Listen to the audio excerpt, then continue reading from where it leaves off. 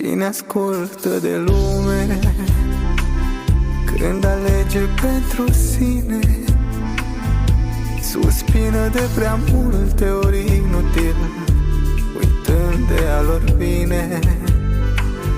Nu știu ei durerea ta și nici visele tale.